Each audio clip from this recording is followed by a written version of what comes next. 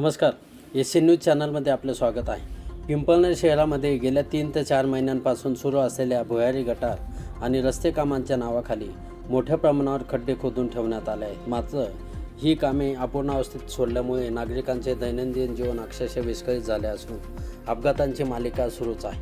शहरातील जुने post office परिसर, सावरकर चौक, गांधी चौक, सुभाष चौक तसेच वटेश्वर महादेव मंदिर परिसरामध्ये मोठ्या प्रमाणावर खोदकाम करण्यात आले आहे. परंतु या ठिकाणी कोणतीही सुरक्षा व्यवस्था, सूचना फलक किंवा रस्ता बंदचे संकेत नसल्याने नागरिकांना या भागामध्ये जीव मुठीत धरून प्रवास करावा लागतो. दरम्यान लहान मुले, वयोवृद्ध तसेच महिलाही या खड्ड्यांमध्ये पडत असल्याच्या घटना समोर येत आहेत. ठेकेदाराची निष्काळजीपणामुळे कामाची गुणवत्ता निकृष्ट असल्याची तक्रारही नागरिकांकडून केली जात आहे.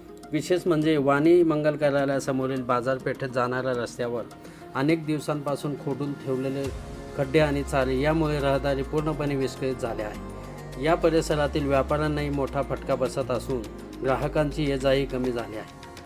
काल सायंकाळी घडलेल्या घटनेत तर प्रशासनाच्या हलगर्जीपणावर शिक्कामोर्तब केला. तालुका पत्रकार संघाचे अध्यक्ष आणि एस न्यूज चॅनलचे साक्री तालुका प्रतिनिधी सुभाष जगताप हे स्कूटीवरून पत्रकारितेच्या निमित्ताने जात असताना खड्डा नीट बुजला नसल्याने चारीजवळ भराव नीट न भरल्यामुळे गाडीचे पुढचे चाक स्लिप झाले आणि ह्या चारीमध्ये जगताप कोसळले. खड्ड्यात साचलेल्या पाण्यामुळे त्यांना दुखापती झाली तसेच त्यांच्याकडील काही हजारांचा मोबाईलही खराब झाला. सुदैवाने या घटनेमध्ये ते वाचले. हा प्रकार भविष्यामध्ये मोठ्या दुर्घटनेचा इशारा देणारा ठरला आहे.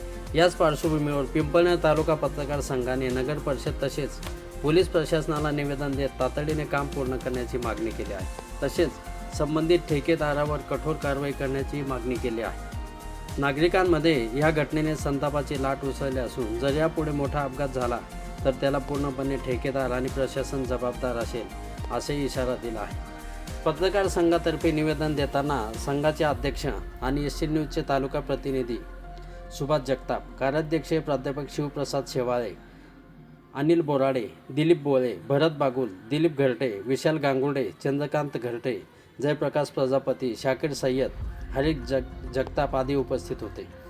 आता सर्वांचे लक्ष नगर परिषद आणि पोलीस प्रशासन या संदर्भात काय कारवाई करते याकडे लागलेले आहे. मात्र या ठिकाणी घडत असलेल्या छोट्या मोठ्या अपघातांमुळे परिसरातील नागरिकांमध्ये नाराजीचे वातावरण आहे. एस न्यूजसाठी प्रतिनिधी पिंपळनेर. धन्यवाद.